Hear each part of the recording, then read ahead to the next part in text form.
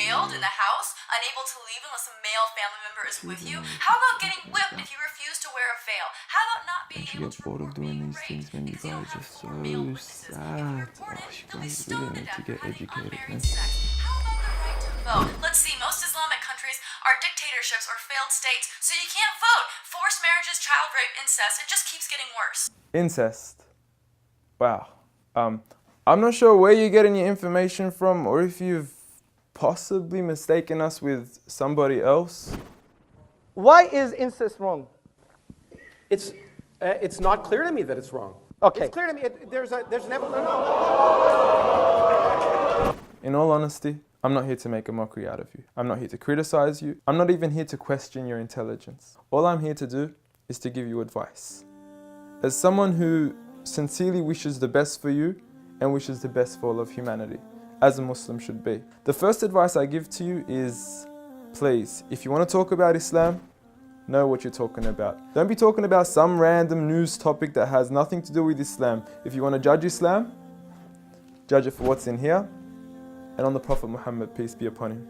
Speaking of the Prophet Muhammad, peace be upon him, I noticed your failed attempt at trying to draw him. I know it's worked for many others and it's made them really, really famous before, and I'm not sure if that's what you were trying to do, but please, give it up. I honestly want you to stop wasting your time and rather spend your time wisely in trying to find out who this man is. Find out what made this man the most influential man in the world. Find out what made this man one of the greatest lawgivers, the greatest lawgiver of all time. Find out what made this man the most perfect example to walk the earth. A mercy, not only to mankind, but every form of creation. This is a man who little children would run up to him because they knew how merciful he was. They knew that he would take them seriously despite their age. When he was visited by children, he would pat them on the head, while the fathers of others wouldn't even kiss their own children.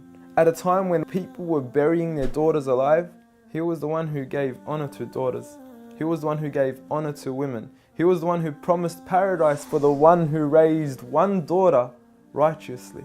A man who would treat the poor the same way he would treat the rich. A man who would treat the black the same way he would treat the white. Muhammad, peace be upon him, was a man who his own enemies would call him the truthful and the honest.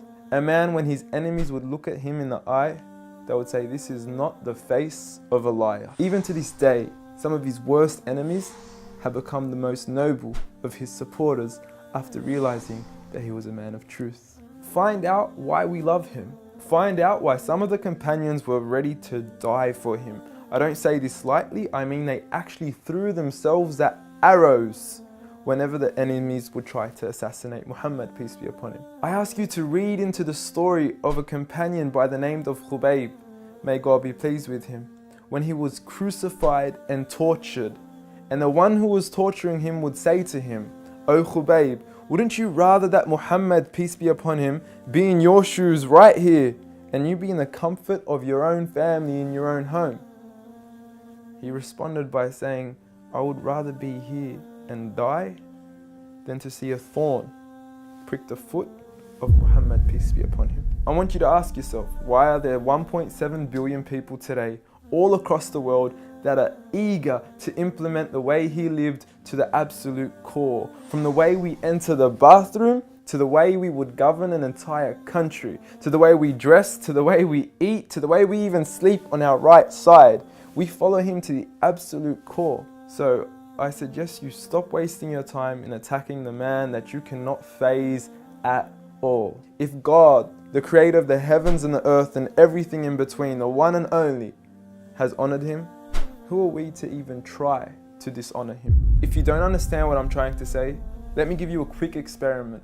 What I want you to do is to walk outside tonight.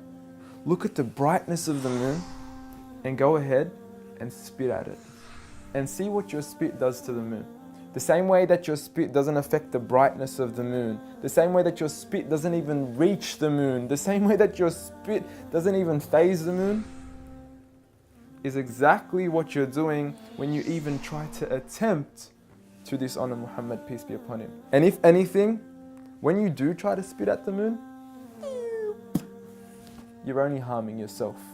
So please, stop what you're doing, stop wasting your time, and try to find out who he really was for your own benefit.